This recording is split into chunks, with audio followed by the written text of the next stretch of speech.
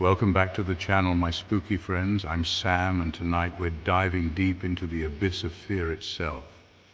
We're talking about cursed objects, specifically letters that carry a weight of dread, a promise of misfortune.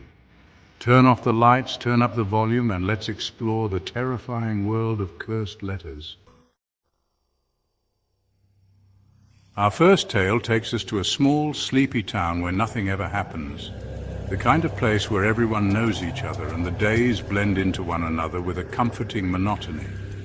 Our protagonist, Daniel, lived a simple life. He was a man of routine, content with the predictability of his days. He worked at the local library, a job he loved for its quiet and the company of books. One day, a letter arrived, addressed in elegant, spidery handwriting with a crimson seal. It was unlike anything he had ever received before. Curiosity urged him to break the seal. He wondered who could have sent such an elaborate letter. The letter was short. "Your time is near." The words were simple, yet they carried a weight that Daniel couldn't quite shake off. Daniel laughed it off, but a seed of doubt was sown. He tried to dismiss it as a prank, but the unease lingered. That night, sleep evaded Daniel. He tossed and turned, the words of the letter echoing in his mind. The words echoed in his mind, amplifying his fear. He couldn't help but wonder if there was some truth to the ominous message. The next morning, Daniel awoke to frantic messages. His phone buzzed incessantly, pulling him from his restless sleep. His parents had been in a car accident.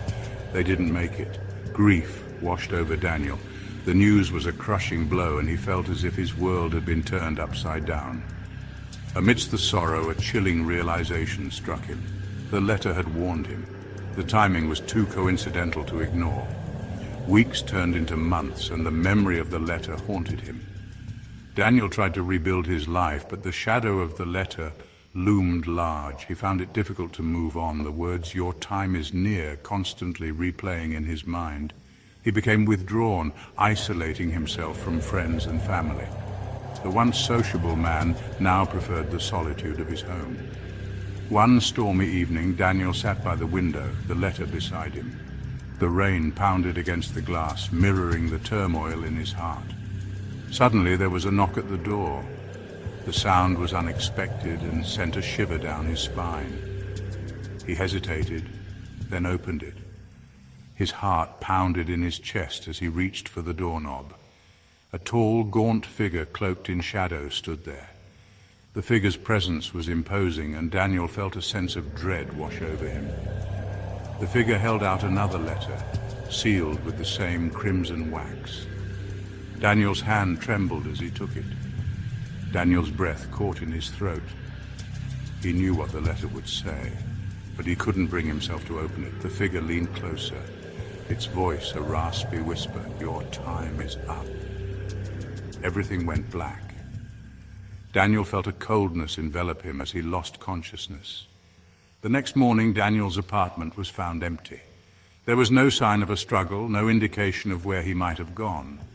The only sign of his existence was the letter, lying open on the floor. "Your time is up."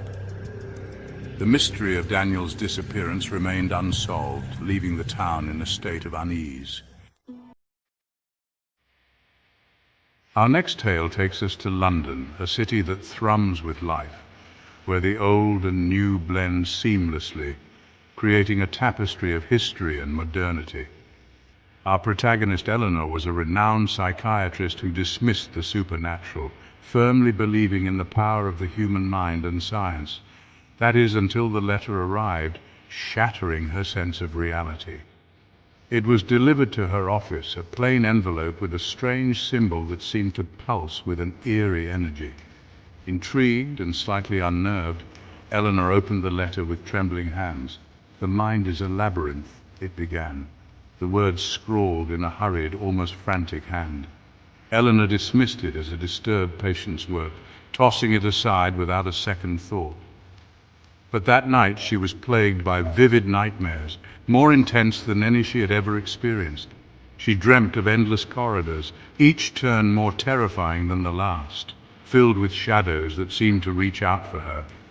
As days passed, the line between dreams and reality blurred, leaving her in a constant state of confusion and fear.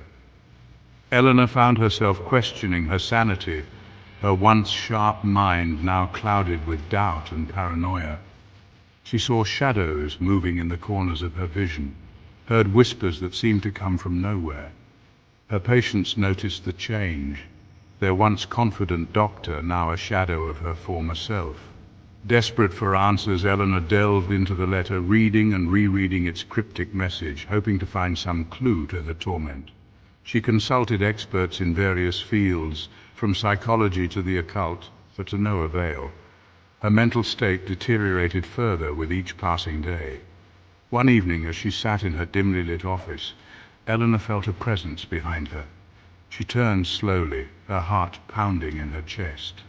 A figure cloaked in shadows stood in the doorway, its form barely discernible in the darkness. "You cannot escape the labyrinth," it hissed, its voice a chilling whisper that sent shivers down her spine.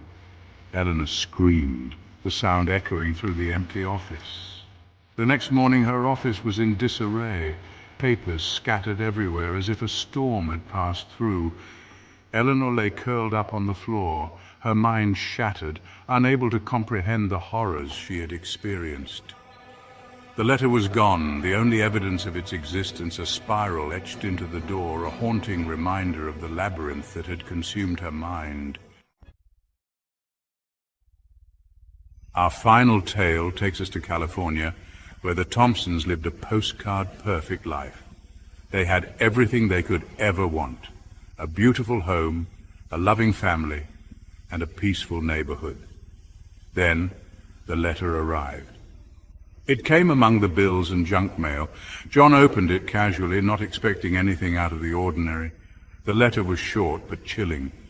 "Misfortune follows those who ignore the signs." The handwriting was jagged, almost as if written in a hurry, and the ink was dark, almost sinister. That night, strange events began to unfold. The once peaceful home seemed to transform into a place of unease. The lights flickered and died, casting the house into an unsettling darkness. A gust of wind slammed the back door shut with a force that shook the house. The smoke alarm blared without any apparent reason, adding to the growing sense of dread. John and Mary dismissed it as coincidences, trying to maintain a sense of normalcy. They laughed it off, attributing it to faulty wiring and a drafty house. But the next day, misfortunes continued.